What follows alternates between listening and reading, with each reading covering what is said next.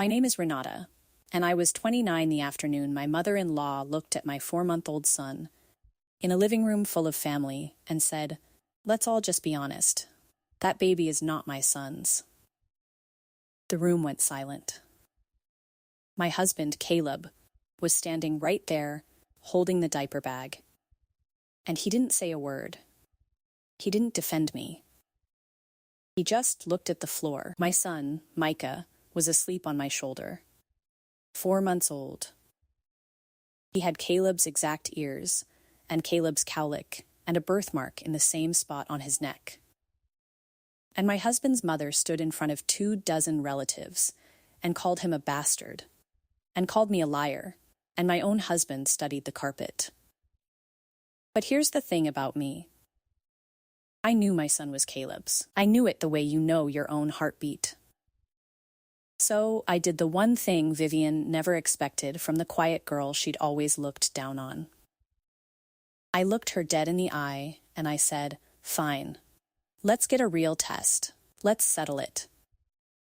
And 3 weeks later, when I walked into that Dina clinic to prove what I already knew in my bones, a doctor pulled me into a side room, lowered her voice, and handed me a file that had been sitting in their system for 3 months. A file with my mother-in-law's name on it. Welcome to Composed Drama Stories, where the women everyone underestimated finally tell their side. If quiet strength and slow justice are your kind of evening, stay with me. Let me take you back to that living room, because I want you to feel the size of what she did. It was a Sunday, a little welcome party for Micah at the Renner house, the kind of thing you do 4 months in when the new mom can finally stand being around people again. There was a sheet cake with his name spelled wrong. There were balloons. Vivian's good crystal was out. And in the middle of all of it, my mother-in-law set down her sweet tea, looked around the room to make sure she had everyone's attention, and detonated my whole life on purpose. She said it slow, savoring it. That baby doesn't look like a Renner to me. He never has. And I think, in our hearts, we all know why. And then she looked right at me, with my sleeping son on my chest, and she said, "I won't have a stranger's child carrying my family's name." I waited for Caleb to say something. That's the part I keep coming back to. My husband was standing 4 feet away, holding the diaper bag I'd packed, looking at a baby who has his exact face, and he said nothing. He didn't say, "Mom, stop." He didn't say, "That's my son." He didn't put his arm around me. He looked at the carpet like there was something written on it. And in that silence, in front of 24 people, I understood that I was standing in that room completely alone. The man who'd promised to stand beside me for the rest of his life couldn't manage to stand beside me for 10 seconds in his mother's living room. Nobody laughed it off. Nobody said, "Vivian, that's enough." Because Vivian Renner was the kind of woman whose word was law in that family, and she had clearly been laying the groundwork for weeks. I could see it in their faces. The aunts who wouldn't look at me. The cousin who suddenly found her phone fascinating. This wasn't a slip. This was an ambush, and everyone but me had gotten the invitation. But to understand why a woman would lie about her own grandson to a room full of people, you need to know who the Renners were and what I'd done, in their eyes, by marrying their son. I grew up with nothing. I'll just say it plainly, because it's the engine of this whole story. My mom raised me alone, cleaning houses and waiting tables, and we moved a lot, usually a step ahead of a landlord. I learned early to stand on my own 2 feet, because there was nobody else's feet to stand on. And I clawed my way through school, and I became a social worker, a child welfare social worker. The kind who walks into the hardest houses on the worst days and fights for kids who can't fight for themselves. It is the proudest thing I've ever done. I'm good at it. You have to be tough to do it. and I am tough. I've stood between a screaming father and a terrified child. I've sat calm in rooms where everyone else was falling apart. I've learned to read a person's face and know when the story they're telling me doesn't match the truth underneath it. I am not a fragile woman, and I am not a fool, and I do not rattle easily. Remember that. Because for a while in this story, you're going to watch me cry in parking lots and beg my husband and look like the softest, most broken thing in the room. And Vivian made the single biggest mistake of her life by believing that's all I was. It matters later. It matters a great deal. And then there was Caleb Renner. Caleb came from the other side of everything.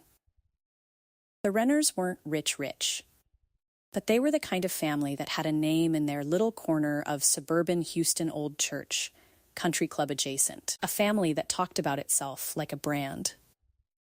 Caleb was the only son, the prince, and his mother Vivian had raised him to believe the son came up to ask his permission. I met Caleb when I was 25, and I fell hard. Because he was sweet and funny, and away from his mother, he was his own person. He loved that I was strong. He loved that I'd built myself from nothing. "You're the most real person I've ever met," he used to say. And I believed we were building something real. His mother did not agree. From the first dinner, Vivian looked at me the way you look at a stain on the carpet you're deciding whether to mention. A social worker.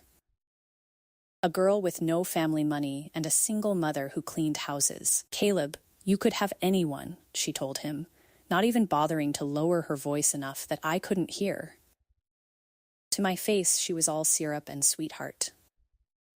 Behind my back, she called me the charity case, and Caleb's little project, and once, memorably, the kind of girl you have fun with, not the kind you marry. I heard about every one of them. People always make sure you hear about it. They tell you they're just looking out for you, and then they hand you the knife somebody else stuck in your back. But Caleb married me anyway. In a small ceremony Vivian barely tolerated. And for the first couple of years, it was good we had our own little house, our own life, and I let myself believe I'd won her over, or at least worn her down. Then I got pregnant, and something in Vivian changed. Because here is the thing I understand now that I didn't understand then. As long as I was just the wife, Vivian could tolerate me. I was a phase, a mistake Caleb might still come to his senses about. She could wait me out, the way she waited out everything she didn't like. But a baby? A baby was permanent. A baby with the Renner name and Caleb's eyes meant I wasn't going anywhere. It meant I'd put down roots in her family that she could never pull up. There would be holidays with me at the table forever. There would be a grandchild who was half me. To a woman who had organized her entire life around controlling every person and every appearance inside her family, I had just become the one thing she could not control and could not remove. And Vivian Renner would rather burn a thing down than let it exist outside her control. I think, too, in this is the ugliest part, that she couldn't stand losing Caleb. Because once Micah came, Caleb was a father. His whole center of gravity shifted to our little house, to 2 a.m., feedings and tiny socks, and a family that was ours, not hers. For the first time in his life, Vivian's son had something more important to him than Vivian. And she felt it. A mother like that doesn't feel a grandchild as a joy. She feels him as a rival. So she set out to get rid of the competition. And the competition was a baby, and the baby's mother. That is who I was up against. I just didn't know the war had started. So while I was glowing and nesting and picking out tiny socks, Vivian was quietly going to war. It started small. She'd make comments about how I wasn't taking care of myself, how we don't really know much about your side's medical history, do we? She started inserting herself, coming to my doctor's appointments uninvited, to help. She'd hold a sonogram photo and frown and say, he doesn't have the Renner nose. Little seeds. I thought she was just being a difficult mother-in-law. I had no idea she was building a case in front of an audience, brick by brick, for a lie she hadn't even fully told yet. Looking back, I can see her laying every brick. At the baby shower, she joked to her sister, just loud enough. Well, we'll see who he looks like, won't we? When I mentioned the due date once, she did this little performance of counting backwards on her fingers, frowning, like she was checking my math against some imaginary affair. I thought it was just Vivian being awful in her usual way. I didn't understand she was rehearsing a story and testing it on her audience, watching to see if the doubt would land. It landed. People remember a frown and a "we'll see." She was planting a question in everyone's mind so that later, when she finally said it out loud, it would feel like a confirmation instead of an accusation. That is a special kind of patient cruelty, and I didn't even know it was happening to me. Micah was born on a Tuesday in March, and he was perfect, and he was the spitting image of his father. Caleb cried in the delivery room. Vivian came to the hospital and held him, and her face did something complicated. And at the time, I thought it was love. I think now it was calculation, and the first months were a blur, the way they are. I was exhausted, leaking, healing, running on 2 hours of sleep, more vulnerable than I have ever been in my life. New motherhood cracks you wide open. And that is exactly the moment Vivian chose to strike. Because she's smart, and she knew I'd never be weaker. There was one afternoon Micah was about a month old when Vivian insisted on taking him for a few hours. "You poor thing, you need a nap. Let Grandma have him." And every instinct in me said no, but I was so tired. And Caleb said, "Mom, that's so nice," and I let her. She had him for 3 hours. She brought him back, and everything seemed fine. I didn't think about it again for a long time. Hold on to that afternoon. 3 hours. We're going to come back to it, and when we do, it's going to make your skin crawl. Now let me tell you about the campaign, because the cruelty of it is the part I need you to feel. After that welcome party, after she said that baby is not my son's in front of everyone, it didn't stop. It got worse. Vivian had planted the seed in public, and now she watered it every single day. She worked on Caleb relentlessly. I'd hear them on the phone, her voice low and urgent.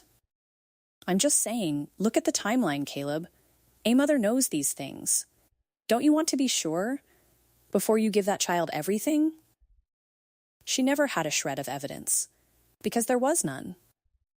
But she didn't need evidence. She needed doubt. Doubt is cheaper than proof, and it does more damage. And it worked on him. That's the part that still hurts to say out loud. My husband, the man who watched our son being born, who has the same ears, the same cowlick my husband, started to look at our baby differently. He got quiet. He stopped reaching for Micah first. One night I caught him just staring at the baby's face, comparing, searching, and when he saw me see him, he looked away ashamed, and that look told me everything. The poison had reached him. The man who said I was the most real person he'd ever met was now, somewhere in the back of his mind, doing his mother's math. I started catching it in 100 small ways. He stopped posting pictures of Micah. He got weird about whose features the baby had, narrating it out loud like he was building a file. "His eyes are kind of dark, though. Neither of us has dark eyes." Pribby's eyes change color, by the way. He knew that. His mother had just gotten into his head. He started taking calls in the garage, and one night I heard him on the phone tell someone, "I just want to know for sure, that's all," in a low voice. And when I walked in, he hung up too fast, and I knew he'd been talking to her. About me. About whether I was a liar. In our own house, while I was nursing his son. And the family followed Vivian, the way they always did. The invitations stopped. The group chat I'd been added to went quiet whenever I posted a photo of Micah. An aunt actually asked me, with a sugary little smile, "So, are y'all going to do one of those tests? Just to put everyone's mind at ease?" Put everyone's mind at ease. As if my faithfulness were a community concern. As if my son's existence were a debate the Renners got to have over sheet cake. My own mother-in-law had turned my marriage into a courtroom and appointed herself the prosecutor, and recruited the whole jury before I even knew there was a trial. At the grocery store, I ran into one of the cousins, and she gave me this look, pity mixed with judgment, and I realized the story had traveled to people I'd never even spoken to. There were people in that town who knew my name only as the one who might have cheated. I hadn't done a single thing, and I'd already been convicted in rooms I'd never stood in. I want you to understand what that does to a brand new mother. I was 4 months postpartum. My body was still healing. My hormones were a hurricane. I was up every 2 hours keeping a tiny human alive, and I had nothing left. And into that exhaustion, Vivian poured poison every single day. There's a specific loneliness in being completely innocent and having no way on earth to make people believe it in watching a lie sprint around town while the truth just stands there with no shoes on. I cried in my car in parking lots that spring more times than I can count. I'd put Micah in his car seat, drive somewhere, and just break. And the lowest moment, the one I'll never forgive, even now, was the night Caleb said it. We were in the kitchen, late, Micah finally down after an hour of walking him in circles. I was running on fumes. And I tried, one more time, to reach my husband. I said, "Caleb, you know me. You've known me for 4 years. You watch this baby come out of my body. Look at him, he's you. Why won't you defend me to your mother? Why am I doing this alone?" And my husband, the love of my life, the man who'd called me the most real person he'd ever met, leaned against the counter and looked at me, tired and cornered, and he said the words that ended something between us that no lab in the world could ever fully repair. He said, "Then you won't mind taking the test, will you? If you've got nothing to hide. If you've got nothing to hide." I'll tell you, I felt that sentence in my whole body, like cold water. Because do you hear what's inside it? It's the language of an interrogation room. It's what you say to a suspect. My own husband, in our own kitchen, with our son asleep down the hall, was talking to me like a cop talks to someone he's already decided is lying. There was no faith left in him at all. His mother had drained it out, drop by drop, and replaced it with her arithmetic. And that's the moment something in me went very still and very clear, because I realized that begging him to believe me was a losing game I could never win. You cannot beg someone into faith. Faith isn't a thing you can squeeze out of a person with enough tears. And a man who needs a laboratory to believe his own wife has already told you, out loud, exactly how much his belief was ever worth. It was worth a swab and a waiting period. That's all. So I stopped begging. And I made a decision that changed everything.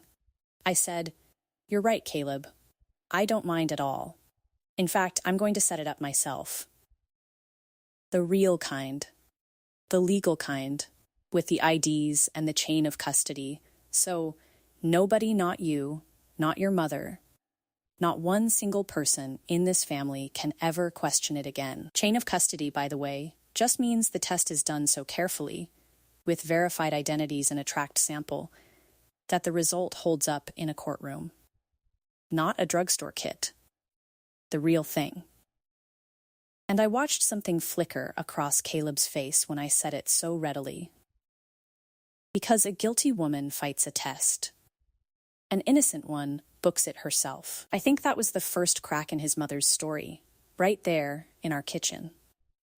But I wasn't doing it for him anymore. I was doing it for Micah, so that no version of this poison could ever follow my son into his future. And, if I'm honest, I was doing it because I was done being on trial. I was going to end it. Here's where I stopped being the woman it was happening to and started being the woman who did something about it. I am a social worker. I spend my whole working life walking into chaotic, frightening situations and finding the truth that everyone else is too scared or too tangled up to see. I am trained to stay calm when other people fall apart, to ask the next question, to follow the thread to the end. And somewhere in all those weeks of crying in parking lots, I had forgotten that the woman Vivian thought she was breaking does this for a living.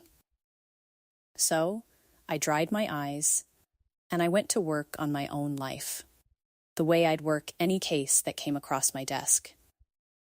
I stopped being the victim of the story and started being the investigator of it. The next morning, I didn't wait for Caleb, and I didn't ask Vivian's permission.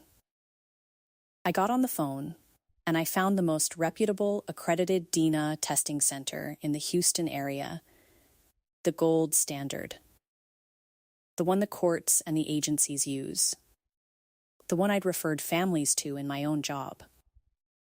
I booked a legal paternity test for Micah and Caleb. I am a social worker. I know how these systems work, and I know that when you do a thing, you do it airtight, so it can never be undone. But here's the part where my own gut started talking to me, and I want you to follow my thinking, because this is where I started to figure it out before anyone handed me anything. Vivian kept saying things. Over those weeks when she'd corner me or I'd overhear her with Caleb, she didn't say I suspect or I wonder. She said things like, "I've looked into it. I know things you don't. I have my reasons, believe me." And those phrases stuck in my craw like a splinter. I've looked into it. Looked into it how?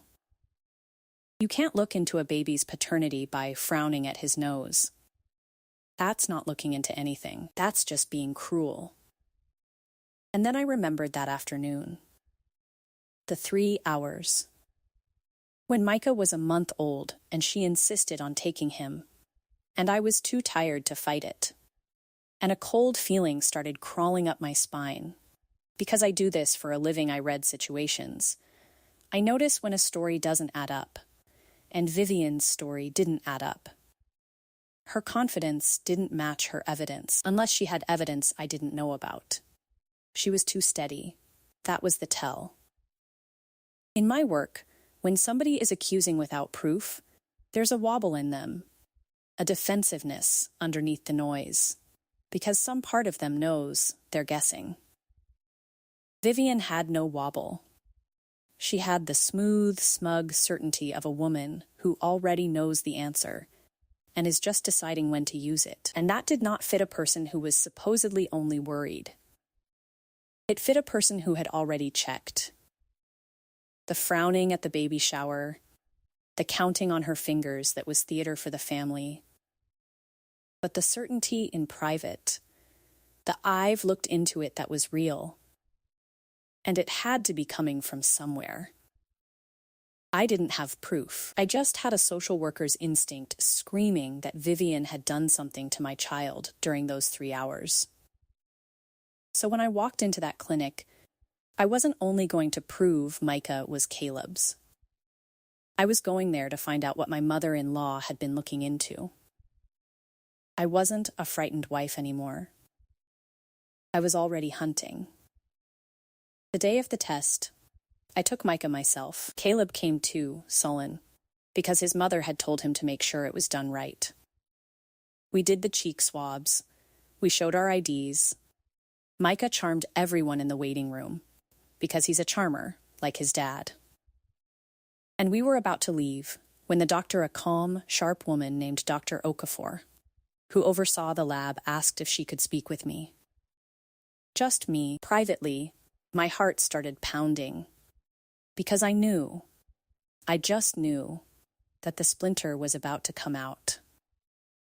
She took me into a small office, and she closed the door, and she said, "Mrs. Renner, I have to ask you something, and I need you to be honest with me, because something here isn't right." She turned her screen toward me. "When we entered your son's information today, our system flagged a prior record. A sample for a child, same name, same date of birth as your son was submitted to this facility 3 months ago. For a paternity test. Against the same alleged father. Your husband. 3 months ago, when Micah was 1 month old. The 3 hours, the whole world went quiet and slow, the way it does right before something breaks. I heard myself ask, in a voice that didn't sound like mine, 3 months ago?" And Dr. Okafor nodded, watching me carefully, and said, "You didn't know. It wasn't a question." She could see it on my face. She said, "I have to ask, did you authorize a paternity test on your son 3 months ago?" And I said, very quietly, "No, I have never tested my son. I didn't know one existed." She was quiet for a moment, choosing her words like a person who knows she's standing on the edge of something serious. And then she said the thing that changed everything. "Then we have a problem. A real one. Because a child cannot be legally tested without the consent of a custodial parent, a mother, or a father. That's the law. And it's the law for a reason. And the person who submitted that sample 3 months ago, the person whose name is on the request form, it wasn't you. And it wasn't your husband." She reached into a drawer, and she slid a folder across the desk to me. And she said, "I went back and forth about whether to show you this, but you are this child's mother and his legal guardian, and you have every right to know what was done to your son without your knowledge or consent. I think you'll recognize the name on it." My hands were not quite steady when I opened that file. And there it was, in black and white. The request, dated 3 months earlier. Submitted by a Vivian Renner. Listed relationship to child, grandmother. She'd swabbed my son's cheek during those 3 hours she'd begged to have him, while I slept, trusting her. She'd gotten a sample of Caleb's Dina somehow, and it's not hard. From your own son, a coffee cup, a razor, a hairbrush. And she'd mailed off a secret paternity test on my 1-month-old baby behind every single one of our backs. And then I saw the result. The result Vivian had been sitting on for 3 whole months. The result she had buried so deep that she could stand in a living room and call my baby a stranger's child with a straight face. Probability of paternity, 99.99%. In plain words, yes. 1,000 times over, yes. Caleb was, beyond any scientific doubt that exists on this earth, Micah's father. Vivian had tested my son in secret. She had gotten back ironclad proof that Caleb was the father. And then she had hidden that proof, looked her own son in the eye, and launched a campaign to convince him and an entire family that his baby was a stranger's while she held the truth in a drawer the whole time. She didn't accuse me because she had doubts. She accused me knowing I was innocent. The test wasn't a search for the truth. She'd already found the truth, and she didn't like it, so she decided to bury it and lie. Because Vivian Renner did not actually care whether Micah was Caleb's son. She cared about getting rid of me. And the truth was just an inconvenient thing standing in her way. I sat in that little office, and I read that 99.99% over and over, and I did not cry. I want you to know that. For weeks I'd been crying in grocery store parking lots over a lie.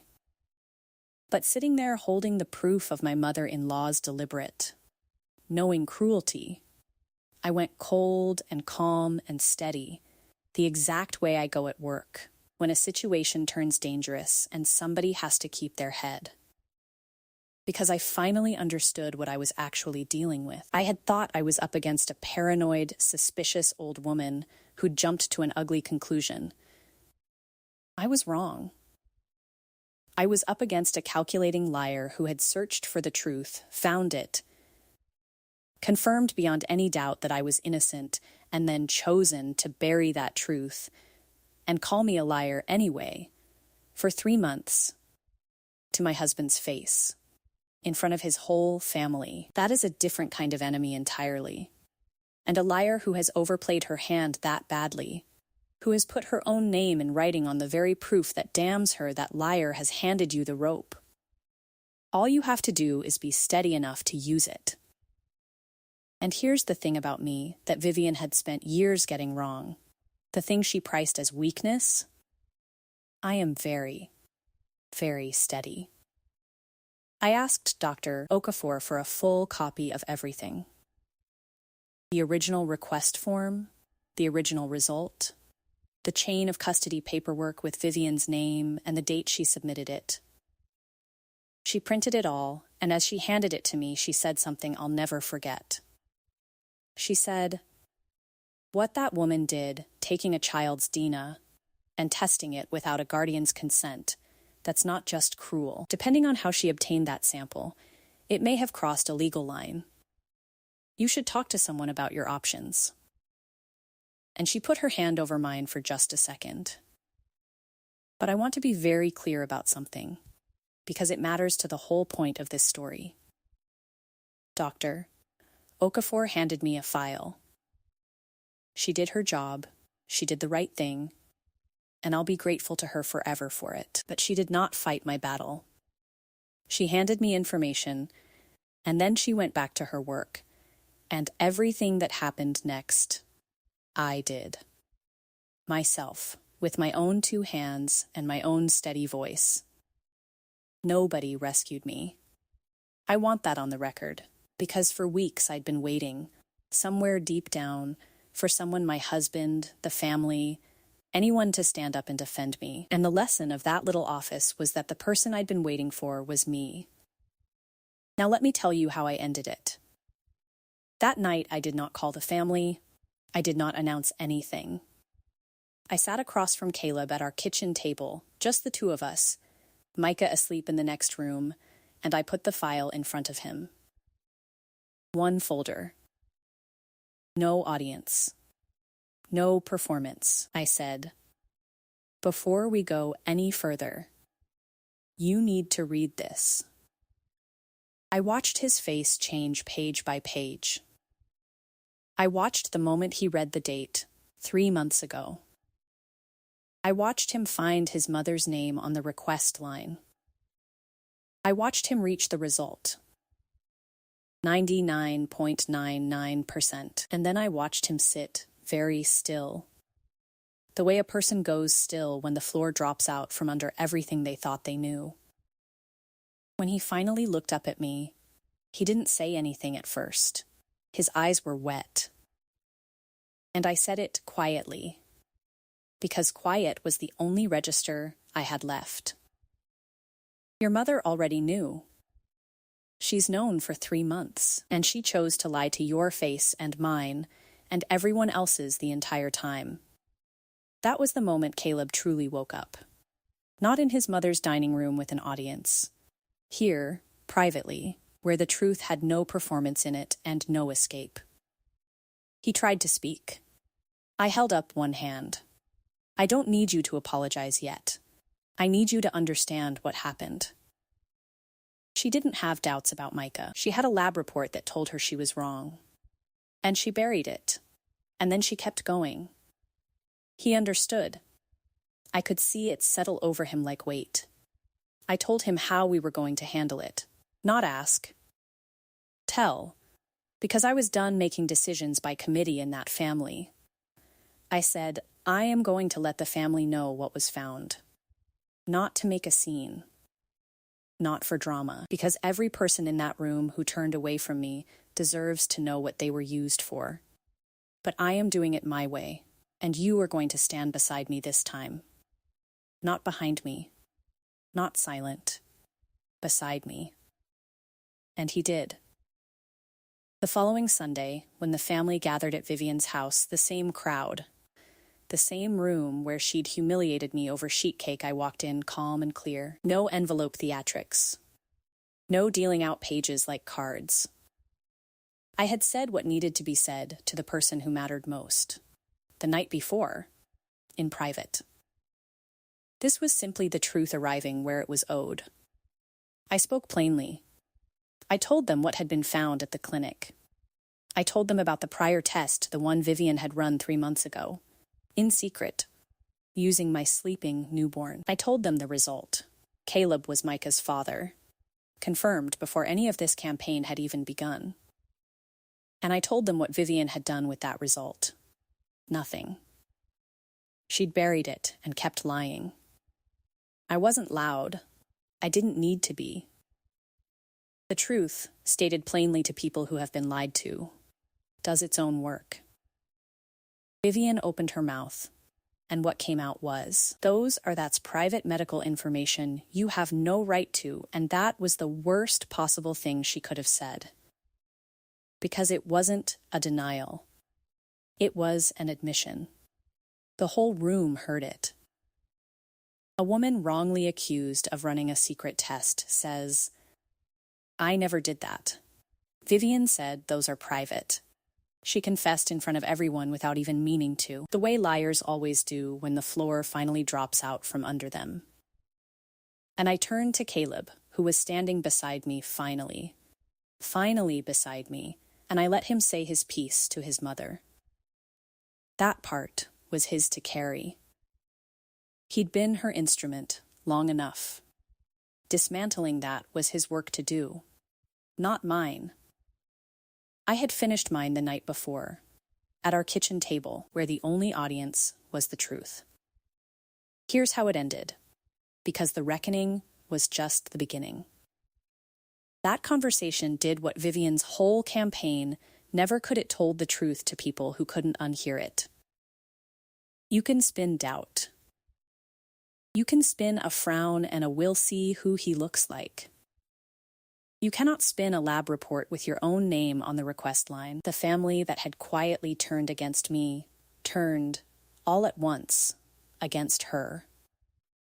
Because every one of them had watched her perform her concern, her mother just knows. Her wounded little act. And now they knew she'd been holding the proof the entire time. They felt like fools. And people never, ever forgive the person who made them feel like fools. Gerald, her own husband, was the one who came to me later quietly, away from her, and told me he hadn't known, that he was ashamed, that he didn't recognize the woman he'd been married to for 35 years. The aunts who'd asked me about a test to ease everyone's mind suddenly couldn't apologize fast enough. One of them sent flowers, which I thought was a little rich. But I took them because I'm not the one who has to carry the shame in this story. Vivian, who had spent her whole life as the unquestioned queen of that family, found herself sitting alone at the head of a table nobody wanted to come to anymore.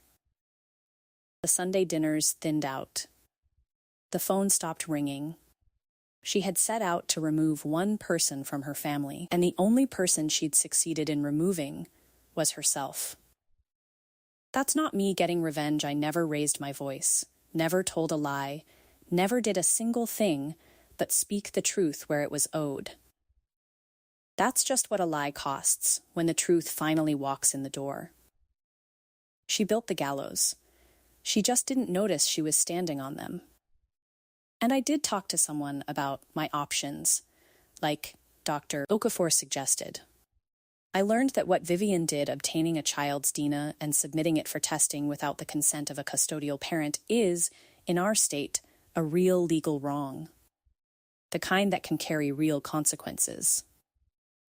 I sat with a lawyer, and I understood, for the first time, that I had power here. Actual legal power. Not just moral high ground. And I'll be honest with you about what I did with it, because it matters. In the end, I chose not to pursue criminal charges.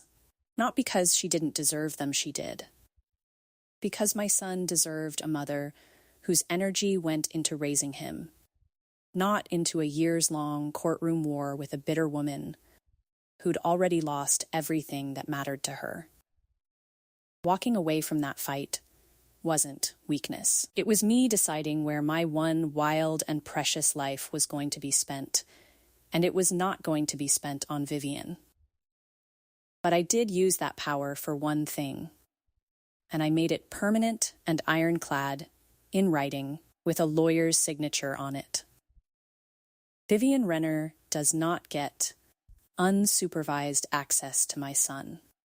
Not now, not ever. A woman who would swab a sleeping baby's cheek to use him as a weapon against his own mother does not get to be alone in a room with that baby. That boundary is not up for negotiation. It is not softened by holidays or apologies or the passage of time, and the entire family knows it.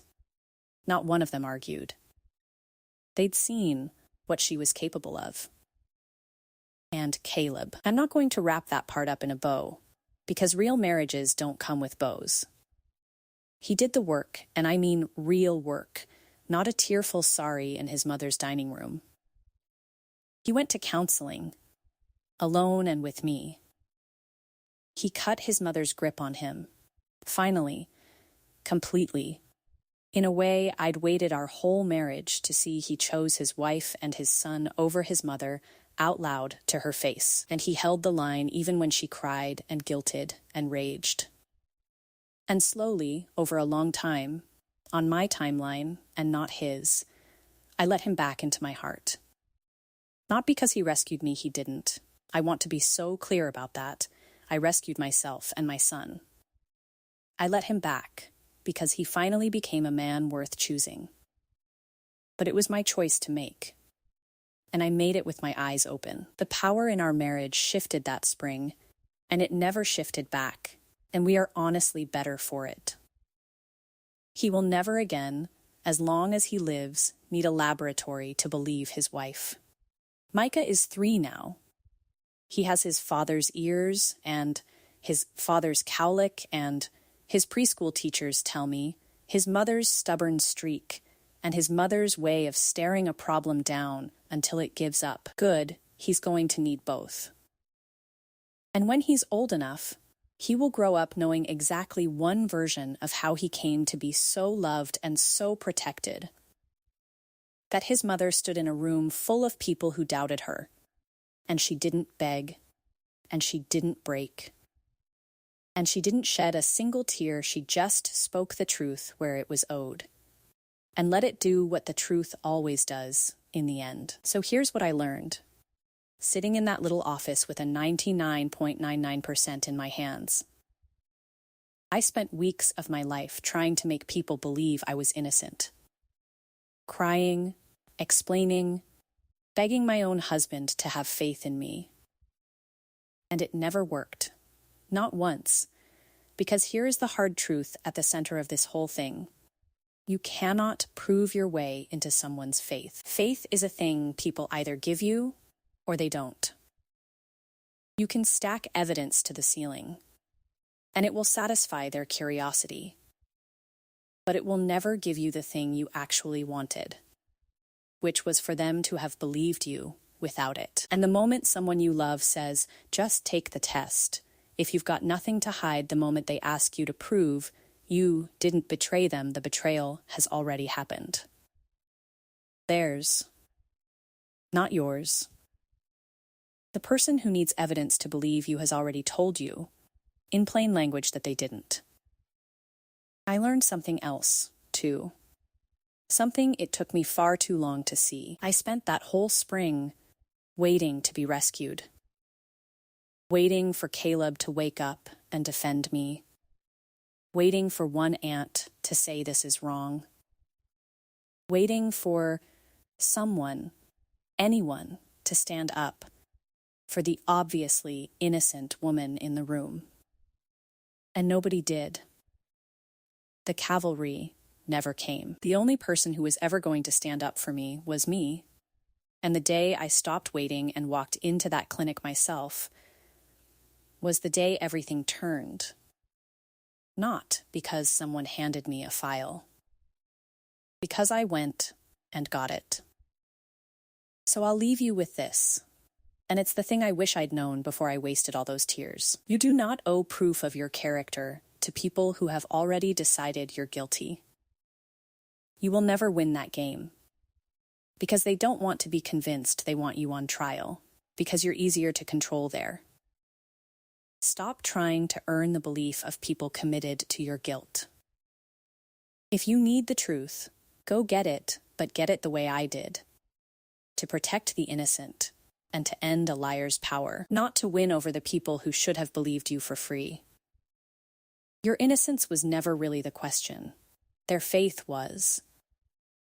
And anyone who only believes you after they've seen the lab report was never standing on your side at all. A real mother doesn't need a test to know her own child.